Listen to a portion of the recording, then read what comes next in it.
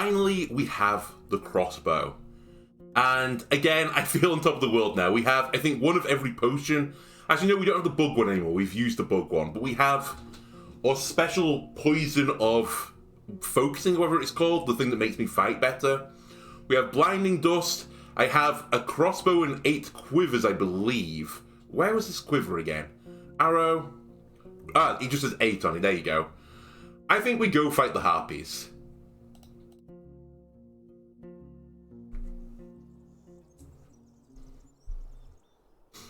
You don't have to wait long for the harpies to reach you. Their fluttering bat-like wings let them hang in a spot, though loudly. The creatures are small and goblins with ape-like features, and talons that make you think of a parrot. Their fur is in shades of browns and greys. I'm ready to face them. You keep riding forward and unpack every piece of equipment that could be of use here. It'd be better to weaken the beasts before you clash with them. I'm going to use...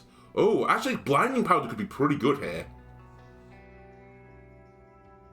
Disorientate them, they might have to come out of the air, and then we can start blasting. Blinding powder. You speed up, making the beast lower its guard. As it tries to reach you with its claws, then surprised by throwing the powder in its eyes, it screams in panic, hitting the ground behind you and squirming in pain. I use my crossbow. The quarrel hits a harpy's side, making it screech. It stays in the air, flapping its wings desperately, but gets lower and lower, unaware of the stream of blood leaving its shell. I take a swing with my axe. You find comfort in the rhythm dictated by your palfrey, but you'll struggle to protect both of you, not to mention trying to push away the onslaught. You have to use your axe to scare away anything from reaching Shadowmane's eyes. Oh my god, I don't have a shield? I'm strong enough to stay on the offense, question mark? The beasts are too slow to dodge your strikes, but there's enough of them surrounding you, sinking to your other arm. Once you cut through one of their necks, the others let you be, exchanging sad glances as they land next to their wounded allies. After not even half an hour, you hear the sound of the sea, finally.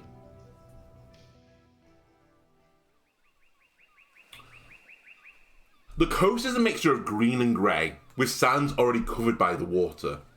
The waves hit the land fiercely, but can't put an end to the screeching of seagulls. The signs of human presence are fading away. The grasses overgrow the path, the palisade and buildings are already collapsing. The lonely tree, still bearing signs of human pruning, is unkempt and wild. You see no smoke or lights. I keep trying to remain close, there may be something hidden behind a rock. In the north, you find tall rocks sticking out of the land like fingers of a buried troll. The southern brook hides even more grasses and shrubs, which end with yet another rock face. There are no obvious obstacles that would block you from entering the village, but there's also enough space to look around the wall. I should prepare my crossbow here. You take off the linen sack that protects your weapon and prepare it for a shot, then raise it to your eye, getting used to aiming. As you lower it, you feel confident. If anything shows up, you'll have the first shot. I go to a different spot. I walk along the palisade near the southern building. That seems sensible. You tell Shadowmane to drink from the brook. That's a bit dangerous with Saurians around. I don't think I would do that, but sure. And enter the narrow path. The building, which has a door leaning outside of the palisade, is now closed, and its roof has collapsed. On the ground, you find a wooden bowl, a mug, a spoon, and a fishing rod. Can I take the fishing rod, please? All of them are rotten, broken, or swollen by rains and hoarfrosts. Being by the bank of the brook, you look south, but find no human beings. I return to my horse. Okay, there is a bridge. Let's cross the brook and have a look on the other side. The area is surrounded by cliffs, like an antechamber in a palace. The meadow here is modest, but still lengthy enough for Shadowmane to enjoy it. You count the tree stumps and boughs, then realise that this lea is but a dead shell of a lush copse, a clearing left behind by the settlers. A single shrub is still alive, too weak to withstand the sun and the winds all by itself. You think of the roots spreading beneath your boots, now dead and rotting.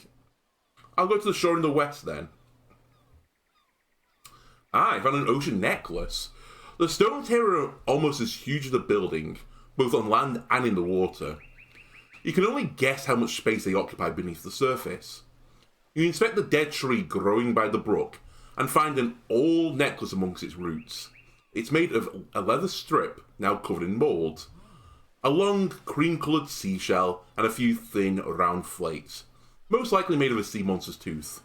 You tried to wash it, but to no avail. I'll shove it into the sack. I go north to the shore. The farther north you go, the more the grass gets replaced by sand. You walk by dozens of rocks, many of which are much larger than you, or even 2 or 3 people standing on top of each other. The land reaching from this point to the distant, steep cliff is desolate. One could bring here a treasure, bury it under any of those silent sentinels, then never find it again. I return to the gate. Alright, we'll enter the hamlet. The roaring ocean overwhelms the whimper of soggy, broken beams. The huts would take a lot of work, but are not beyond restoration, especially the one in the centre, whose simple roof has managed to protect its walls. By its open entrance, you spot a bucket of water, as well as boot prints. Anyone here, I don't want to hurt you, or come out before I find you first. Anyone here, I don't want to hurt you. The strong voice of a young woman reaches you from the building in front of you. It's so, maybe put down that crossbow, aye? Fine.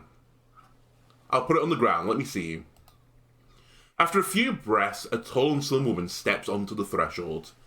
Her strung longbow is resting against her hip, and you spot the arrow quill sticking out from the quiver. She's standing sideways to you, ready to take a shooting stance. This, combined with a raised chin, gives her a proud, confident look. If she's a traveller, it's unusual that she carries no major scars, bruises or wounds. She's tanned with a flaxen, curly hair that is too short to reach her shoulders. It's disorderly and of even length, most likely cut with a dagger. Her upper lip is unusually large. Is this Glaucia? A thief, most likely, a runaway slave. Maybe she's a big game huntress. I think she's a thief. If she was a slave, she would probably have wounds. If she's a huntress again, she would have scratches from going through the thickets. I think it's most likely a thief. Her worn baggy tunic has no sleeves and her legs are uncovered, showing how impeccably clean her skin is. She observes you keenly, but her sparkling, curious hazel eyes carry no anger. Hide your emotions. I didn't expect to find someone in these ruins. I need just someone. She raises her shoulders. 'Tis my home, and I do not plan to share it. What are you doing here? I'm the Roadwarden. I need to learn more about this land. She clicks her tongue and looks away, observing the sand dancing in the wind. So there's a new one already. Pause. But there's nie much for you to find here. There are nie even ghosts here. Who are you? Just a friendly recluse. She draws the bowstring gently. Though nie very patient one. Better tell me what brought you here. The people of Howler's Dell want me to check on this place. It belongs to them. Nah, let's nie troll shit one another. What does Thais want? Coming from her mouth, the mare's name is like a toothache. Why do you think it's her? Everyone else has given up on this place. Only she still brings it up. If your horse is here, someone helped you with the rocks, and no farmer would come here without an order. Do you want me to take a look? See if there are any monsters here? Blood and all of it. She looks at the gate. Lets out a huff and straightens up and meets your eyes. She must need know what you've seen. She points at you with a tip of her bow. Do you need to tell her I'm here? Or better yet, do you need to tell her this place is still standing? You're her daughter, the one slaughtered by goblins. Aye, that's my story, and I need it to stay this way. Astarion helped me. Ma'am, tears well up in her eyes and her brown cheeks blush. Her voice fills up with spite. Thais takes whatever fits in her talons. She was pushing me into marriage out of spite, to punish me. But I will nie be chained, nie by her, nie by others. I'm a master of the bow, the hunt, and spells of mine. I'll come back as my own soul, as Aegidia, the archeress, nay and mare's daughter, and she'll have nae power over me. Why do you want the villagers to stay away? She puts her hand on the tip of her bow and starts to stroke it with her fingers. I hope Howlers will prosper, I do. But they already have more than they can eat. I'll meet with the forest speakers after the first floor and show them I can handle this place. I'll be its guardian, live here with my friends, and need the mare's eye. She steps close to you, the corners of her eyes are turning red. I need it more than they need some fish. The druids don't control the village, Thais does. Yeah. She controls what my neighbours let her control, and only because she's good at hiding from them what they didn't want to see. But let her fail, she smiles. Let the others hear that their good old fishing spot has turned into ruins. Once I'm back, this moment of weakness may make just the difference. What have you got against her? She pulls the string of a bow, and near bard, words escape me, and my pain shall die with me. But Elpis, a forest speaker, also knows the real mare. She wants others to see her as strong at all costs. She swings the bow like a staff right above the ground, as if to hit invisible legs. She punishes those who stand against her, and I did the worst crime of them all. She makes a dramatic pause. I doubted her. You assume a lot. You can't expect all your plans to succeed. I can and I do. I know these folks, Traveller. You sound like the mayor right now. Only she is allowed to take risk. Only she can make mistakes. Only she can be brave. Well, she straightens up, grasping her bow firmly. I carry a brave soul. I'm ready to be wrong and face the consequences. If that's the only path to freedom. Okay, what's in it for me? She chews on her lower lip and straightens up. A favour for a favour. She looks in the eyes. Keep my secret and one day I'll help you back. In the wilderness, my talents are of great value.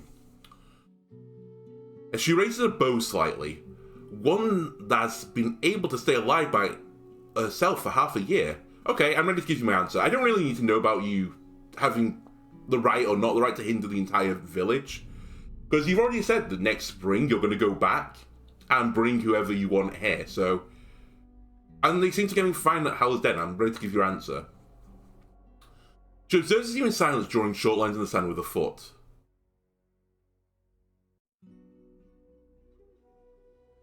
Oh, Thais deserves to know the truth. That's not what we're going with. I'll cover for you. I trust you'll put the time you have to good use. I'll cover for you, but only until spring. You can't take this place away from Howler's Dell, or you have nothing to worry about. I've got your back. Honestly, Howler's Dell can go fuck itself. I'll cover for you. She closes her eyes, takes a few deep breaths, and starts to walk around you, with light steps that turn into skipping. There are tears in her eyes. Thank you, thank you. I'd hug you, but... Oh well. She waves a hand in front of her, drawing your attention to the rags that she's wearing. Agidia asks you to give her a few minutes, and you return to Shadowmane.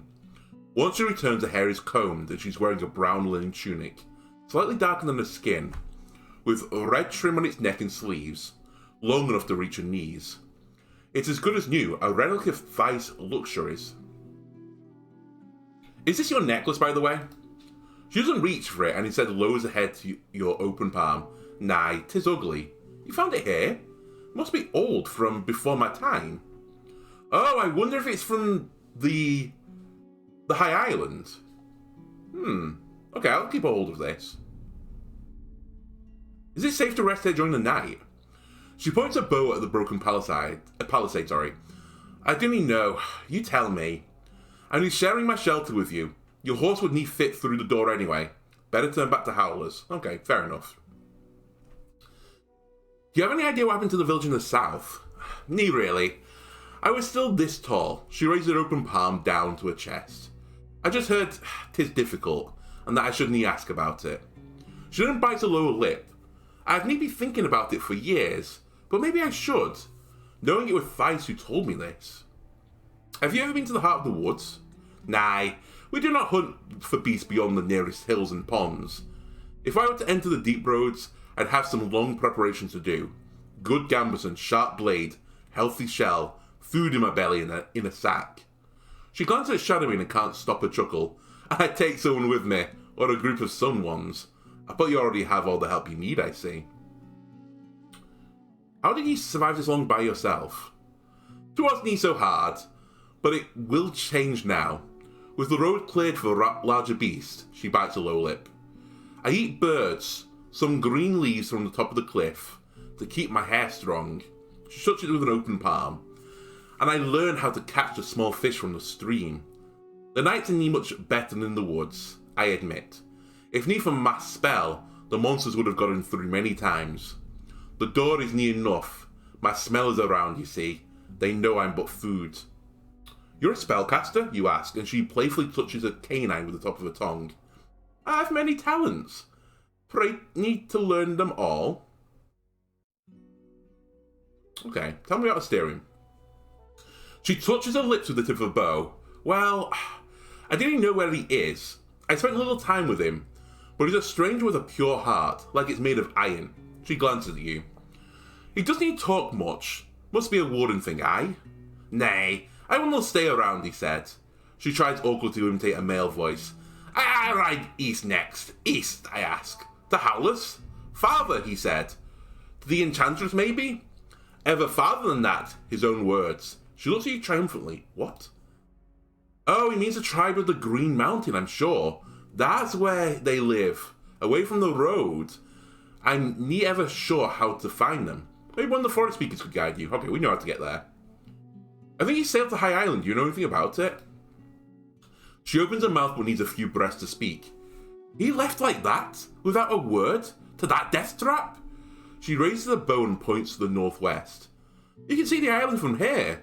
It isn't easy to get there ever on a boat.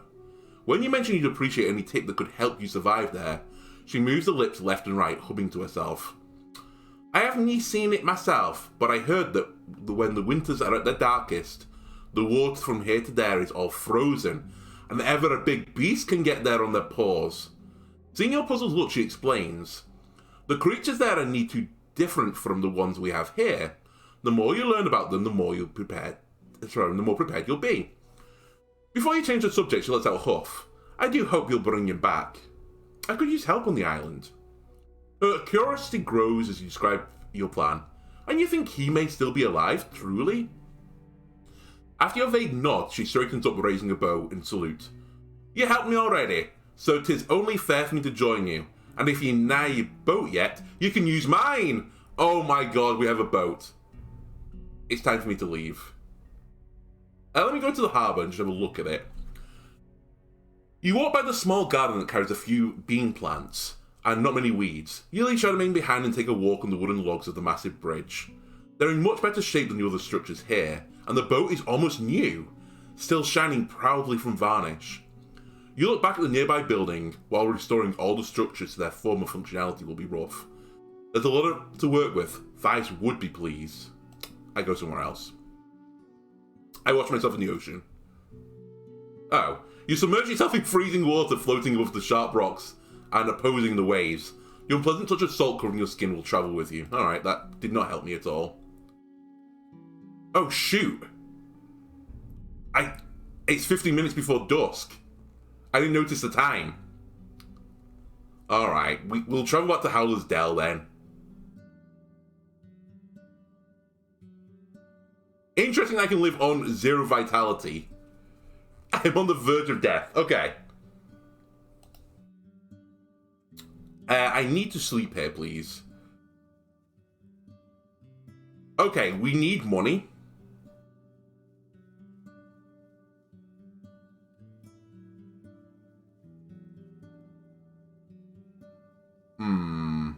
How to earn money. Alright, let me talk to the mayor about the fishing hamlet. I've been to the hamlet. The hamlet is uninhabitable, even if empty. You betray the demolished rotten cabins, harpy nests, and the collapsed ground. Thy's eyes lose their spark, but she keeps her composure and even asks for more details. After you finish, she leans forward and rests a cheek on her hand. You don't even notice where the pouch in her hand came from. Well, at least the harpies left your eyes alone. Did they bother you? She slowly counts down 3 dragon bones, placing them on the table loudly. You wouldn't believe the scent of their blood. She adds another 3 bones! I hear you. No trophies from those freaks. Here's your compensation. She observes her pale fingers without a word, and asks you to give her a minute. After she returns from the inn, her lips are covered with a new layer of rouge, darker than usual. One of her sons carries a large bag made of leather, and after you peek inside, you find a sheet of parchment rolled into 2 wooden handles. The scroll is new, heavy, tied with tight linen cord and sealed with wax. You've proven yourself trustworthy, both to me and my neighbours, says the mayor. Take this letter to the masters of the guild. May the negotiations begin. With a smile, she reaches out a hand. Without a word, I shake it as brief as I can without upsetting her tribe. Fantastic, she says with a radiant smile. Her hand is as soft as that of a wealthy merchant. Do you need anything else? How about this necklace? I found it at the hamlet. She reaches for it but doesn't touch it. In her eyes, you notice disgust. Let me think, she mutters. No, I can't say I have. An ugly little thing, but tells me nothing. Alright, thank you for your time. She also stands up. Once you have a moment, talk with Akakios. He has something for you, a small token of appreciation. Oh, I nod and walk away. The mayor said you have something for me. Yes, 'tis right here. He reaches for a tube that's on the edge of the countertop, tapping it with his long fingers.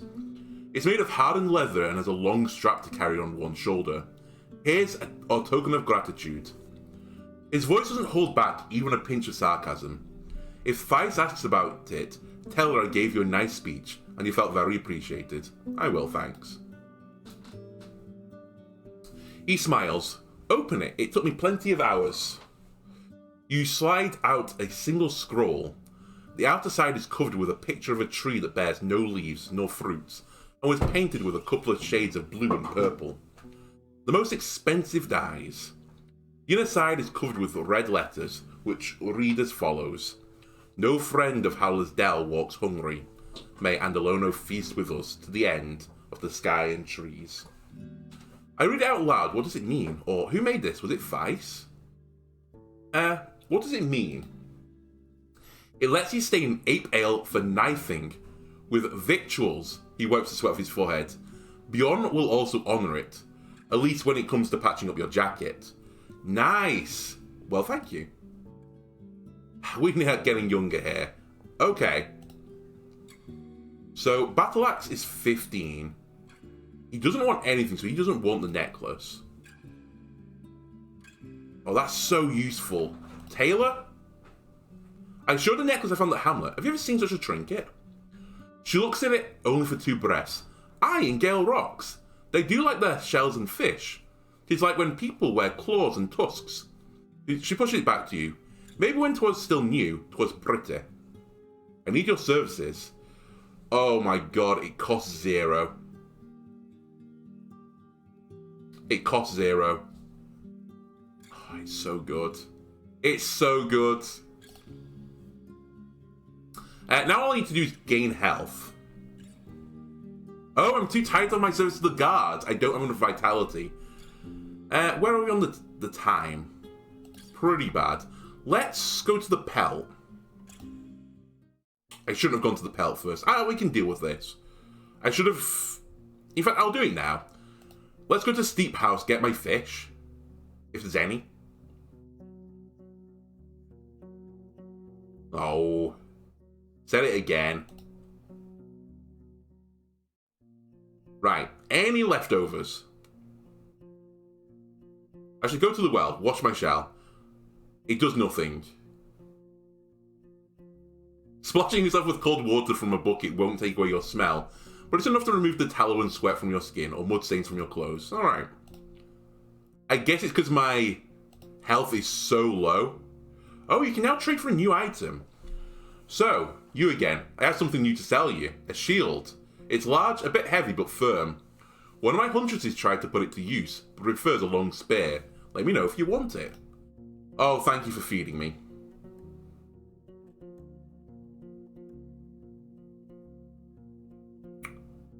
Right, let me... Show me your wares. 5? I'm not used to using it in combat, though. It could be useful, though. Because we've had shield prompts before. You know what? Let's do it. Let's pick up the shield. Then, 5 hours 30. We're going to head back to Howler's Dell. We're going to head back to Howler's Dell. And we're going to rent a room for the night to give me some health.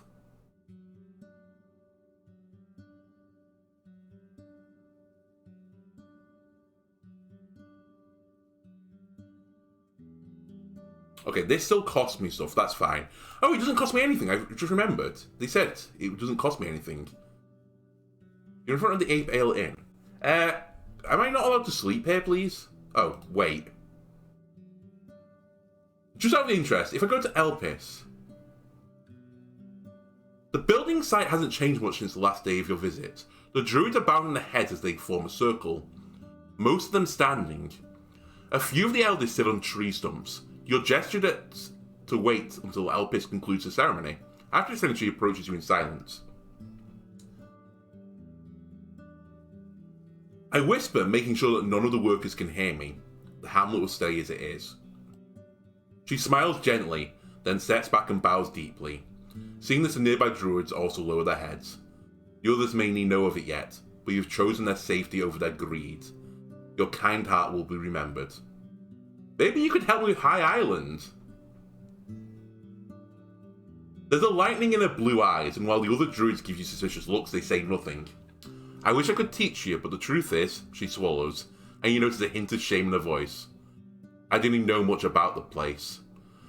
There's but one forest speaker who carries this old tale, and 'tis the elder living in the cave in the south. Ask him. Okay, we've talked to him already. With every word she puts more of a weight on her staff. So do me a favour, and teach you what I can.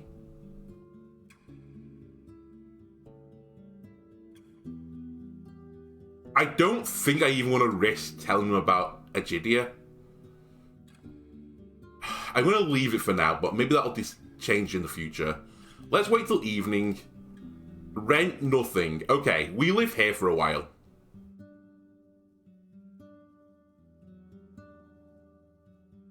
I leave the square. Oh, I need more. Honestly, this is just like how it would be in real life. You can't do something every day. Let's take some time off.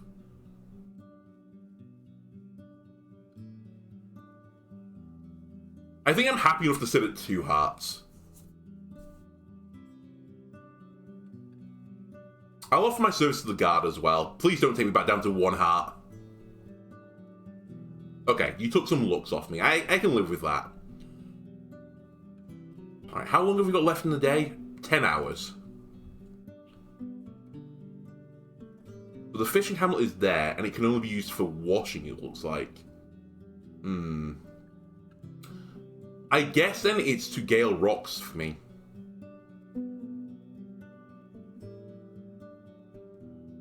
Yep. Should have checked my fish on the way. That's probably dead now. Okay. The gossip, the tailor, the village headwoman, Severina. I follow him inside. About the lost merchants, no. I've heard something about the tribe of the Green Mountain. Did you now? Then find someone who holds them in little regard, for we promised to keep them safe from guests, we did. She pauses, glancing at your blade, especially the armed city folk. I hope you understand. You try to learn anything else, but she runs out of patience quickly. Gale Rocks was one of the very few settlements that used to trade with the tribe, and I ain't speak of merely the things I remember myself, but even some that happened hundreds of years ago. The proud word makes her voice get stronger and louder. Hovleven's merchants won't find anything there, and there are no roads for you to patrol. Forget about them, outsider. I agree to change the topic. Alright, see you later. Before you leave the hall, Severine asks you to wait. The people of our village are sharing good rumours about you, she starts. Quite a feat it is. If you're as much of a hard worker as I've heard, maybe you'll find a way to restore something we lost to an actual vagabond. Not a young lad, called himself Peros. Was staying with for almost half a summer ago, and one day left before sunrise, carrying away her iron ingot. Her granddaughter gives her a silent but pained look. If he had any sort of wits, I'm sure he left the peninsula long ago, through the eastern route, or died trying, but maybe he was dumber than I thought. You ask what exactly she wants you to do, and she responds without hesitation. Merely return the ingot. It was nothing more than crude iron, not something to murder each other for, but still. She points at you with a stylus, a sin worthy of a coward, and believe me, not the first robbery that's happened to us. Alright, I'll let you know if I find it.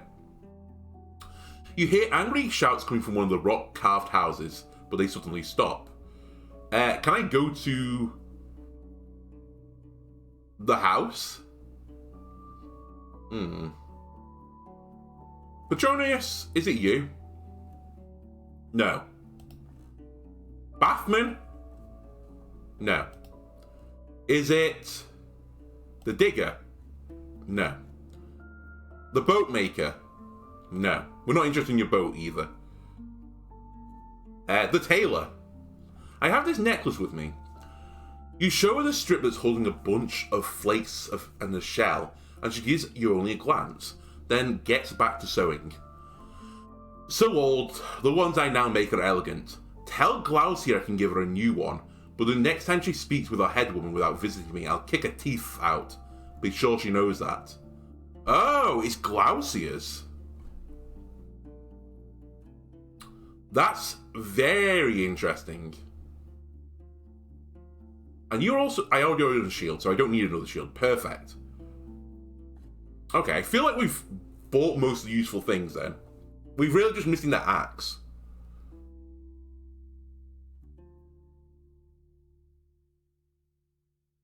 So I don't know. I don't know. Okay, but how long? 4 hours 45? Let's go to Foggy Lake, where they don't just rob you for sleeping there. I approach Foggy. Oh, actually, I don't have blinding dust anymore, do I? You have meals. I don't need to eat. Oh, I don't have... Oh, I already have blinding powder. I don't need any more. Perfect. Okay, let's sleep here. You know what? I'll rent a room. We need the health. And I'll eat a meal. And we definitely won't wash here, okay? Right, where next to go? Is there anything else? Do I need anything at the creeks? I don't, right? So I think we just go back this way.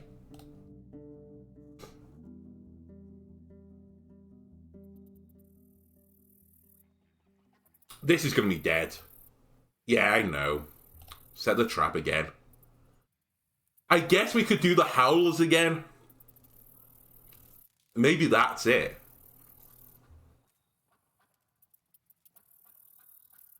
Okay, we'll do that in the next episode. I think I'll call it here. Again, sorry it's a bit of a shorter one, but I think now that...